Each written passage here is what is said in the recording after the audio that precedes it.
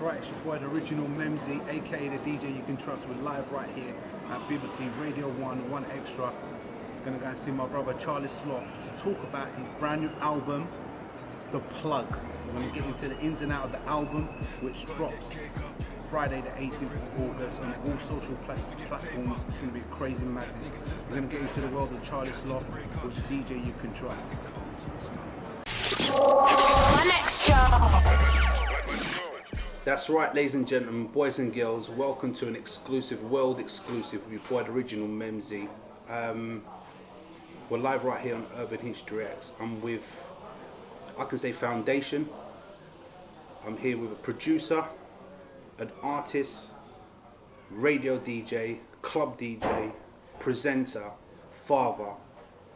Going to be bringing out one of the hottest UK albums on Friday the 18th of August.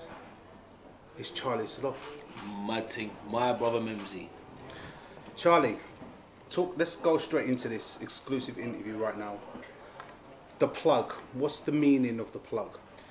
So for years, you know, like anytime somebody introduced me to somebody or anytime somebody hollers at me, they've always referred to me as The Plug. Like, you know, like if someone's introducing me to an artist or to a manager or to another DJ, like, yo, this is Charlie, it's The Plug. And, you know, I was like, rah, a lot of people look at me and class me as The Plug, a person that plugs people in, whether it be in business, whether it be with relationships, just a guy that can be that bridge, that conduit to help bring things together.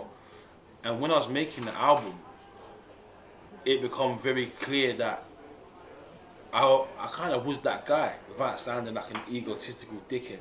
I was that guy that helped conduit a lot of situations and a lot of relationships.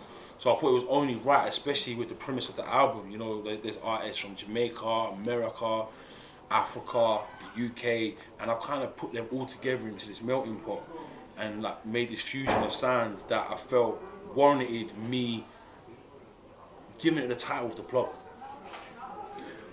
The album, was it all Charlie Sloth production?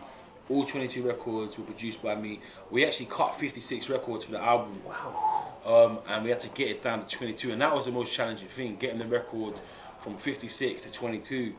And like some of my favourite records didn't actually make it onto this album, and that was because I just wanted the album to have a very unique sound to it. I wanted every record to sound different from each other. There's not two records that sound the same, and that was a massive task for me to make it sound like that, especially for my first album, my debut album. I wanted to show how diverse I am musically, and especially in terms of production. There's loads of records that I produced on loads of people's albums that people don't even know that I produced, like big albums. I've got a record on the last Giggs album, the Landlord album. You know, I've got records produced on bare albums around the world that people don't even know that I produced. So when it comes to making my album, where it was my name above the door, I had to make sure that it really represented who I am. What kind of artists didn't make the album? There's loads. There's like household names that didn't make it on this album. Them records will be used for another album, without a shadow of a doubt. Like my second album's done. Like Wow. It's in the can, it's finished, it's done. And I'll drop that early next year. So the records haven't gone to waste. And you know, I called them and I explained the situation, and they was all very understanding that, you know, this is like a puzzle, and putting the puzzle together sometimes means that there's pieces that don't fit into this part of the puzzle. It doesn't mean that the piece is no good. It means it just goes into the other part of the puzzle. Like, this is like, I'm not trying to build one picture, I'm trying to create 50. So one piece might not fit in this, but it's going to fit in another. And I'm lucky enough to have relationships with a lot of the guys that I work with, where they understand that, yo, like, You can't make it on this album, but it's on the next one. it's the next album. Yeah. So will it be called The Plug 2? Nah, I've already got the title for the next album. Exclusive? You know what, I've not told anyone this, but because it's Memzee, I'm going to tell Love you. that. So the next album is called Lifestyle. Let me live, Nobody baby. knows that. It's called Lifestyle. Lifestyle. Yeah. Let's go back to the album. Who's featured on this album? The body of work drops on Friday, the 18th of August. Yeah. It's going to be out in all digital stores, everywhere. Who's on the album?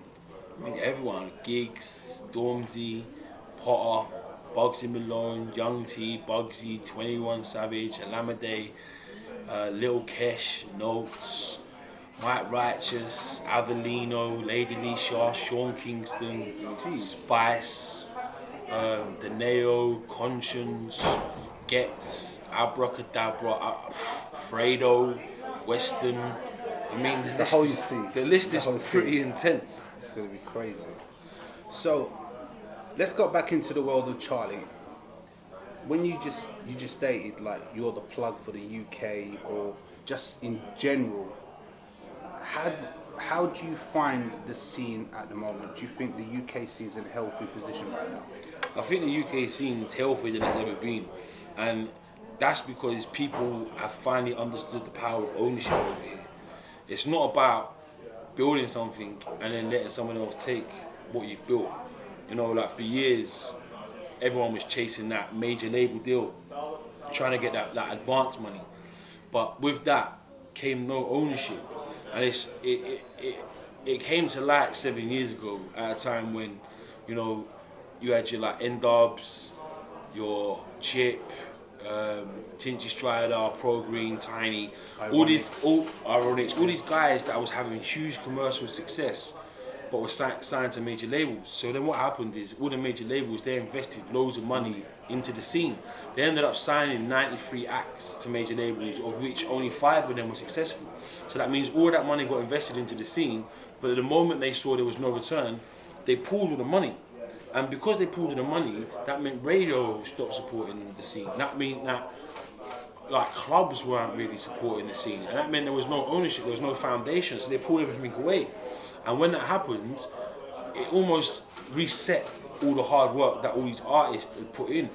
And then I think a lot of artists, you know, like people like Skep, Giggs, Storms, Bugzy Malone, all these guys understood the power of ownership. They own everything now. Labels can't come in and dictate what records they put out, how much they spend, because these guys own everything. And you know, you've got Bizzle, all these people that have created businesses because of the lifestyle, they own everything. Labels don't own nothing no more. And now labels, they're starting to just try and throw silly checks to try and get back in. And even the silly checks they're throwing don't mean they own everything, they're just buying a piece of it. But you can't take it no more. You can't take away everything that all these incredible artists have built, because now they own it. Can we expect the Charlie Sloth label? I've got a label. I'm signed to myself. I got a lot of artists that are signed to my label as well. I don't really talk about it too much, but you know, a lot of artists that I've seen great success over the last few years have come via my label. And you know, like when I put the label together, it was never for financial gain. Just for yourself. It was to almost, you know, school a lot of these cats. Like a lot of the cats that I've signed have gone on to create their own labels. Like I've always given very fair deals. I'm not about trying to, you know, be a vulture culture. Do you know what I mean? Culture bullshit. I'm not about that. So, yeah, like for me, it's all about progression and evolution, bro. Well, let's talk about the new generation. As a DJs and presenters ourselves, like being on the BBC frequency and, you know, holding it down for the BBC, like what kind of advice could you give up and coming UK artists? Like how can they get onto Charlie Sloth's platform? Consistency and hard work, man. Like consistency and content are king. Okay. Now, if you think you've made it because you put a record out there, had 1 million views, they ain't gonna cut it, because pretty much anyone can do that now. It's not hard work. You can fabricate it as well, but can you do that consistently? Can you do that for 6 months? Can you put out 5 records in 6 months and each record be a progression within each record? Yeah, if you can do that, I'm paying attention. You know, like there's so many artists out there now, there's so much digital noise, there's so many people, everyone wants to be a rapper. Everyone wants to be a producer or a singer. Like, people think it's a quick buck. It's not a quick buck. Like, even some of the people you think of it, they ain't rich. They're still living at home with their mum and dad. Do you know what I mean? This is the entertainment industry. So when people come in here and think, yo, like, I'm gonna come in here, trying to change my life, of course, that's the dream. It's a dream. That's the dream. But with that dream comes a lot of hard work. Like, you see your favourite artists, like, you look at someone like Giggs or Bugzy Malone, they're not at home much. They don't get to see their family much. these guys are working every day, crazy hours, and they reap the rewards because of it. But without that hard work, that consistency, it ain't nothing. Let's go back to you. How did you find it as an artist when you first came into the game, and how did it start for Charlie? I've never asked you that. How did it all start for you as an artist? Because back in 2007, 2006, when I was on my other radio station, like, you were sending me records and I was supporting you, and I knew Charlie from like Camden, an artist. And how did it all escalate there for you? Like, I've got to say, like, Memzee's always shown me love, and that's why I've always got mad love for you, bro. From way back when I was a kid out here just trying to get on. Like, it started for me when I was 13. I'm from Camden, and I started as a DJ on Raw FM. I used to DJ on Pirate Radio. I've done Raw FM every Sunday night, and then from there I started wanting to MC, because DJs never got no love. It was the MCs that was getting all the love, and I was like, I want some of that love. Yeah. So I just started trying to MC. I wrote a few records and produced all the records, and it got to the stage where I was kind of like, yo, like, I just love music. Like, DJ was my first love. Production was my second. Rapping was my third. And I just wanted to be involved in the scene to whatever capacity possible. This was my life. The lifestyle was the life I lived, the life I chose, and whatever I had to do to be involved in it, I was willing to do. And you know, I went on from being a DJ to a producer to an artist to creating Being Charlie Sloth. Once I made Being Charlie Sloth, that changed my life. And again, that was, you know, me thinking outside the box. I was, at the time, everyone was doing vlogs, everyone was doing like video blogs. And I was like, I don't want to do that. Like, that's just dead. You know what I mean? So I come up with Being Charlie Sloth, like, was creative with the idea, and then once I had the idea, it was about the hard work and the consistency. I delivered 56 episodes of Being Charlie Sloth every Monday for 56 weeks, not earning no money. And it got picked up by World Star, went crazy in America, it blew me up in the States. And like, I built relationships with a lot of the big American artists. I signed a massive deal in America. I was going to move to America, and then the opportunity from the BBC arose. And it was like a crossroad in my life. Do I stay in the States? Or stay at home? Or stay at home. And like, DJing was my main passion. And the moment I was given an opportunity to have a platform to showcase all these artists who were my friends and who I cared about and whose music I really believed in, it was a no-brainer. And then from there I joined the BBC, and like, the rest is history. You know, like, I walked in the door and I was like, the moment I walked in the door, I went into the studio to see Tim. I'm like, bro, I'm coming for your job. And then I sat down with the bosses, told them the same thing. And then within 3 years, I'd replaced Tim on all of his shows. Like, God bless him, an incredible DJ and broadcaster, an icon, someone who I look up to. But, you know, I'm just a very driven and motivated character. And the moment I have a vision, I have to fulfill it. I love that.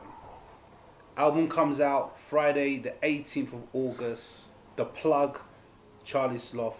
Thank you very much. And I'm telling you now, don't get the CD and give it to your friend. Download it. Buy the album. It's UK music. That's what we believe in. Thank you.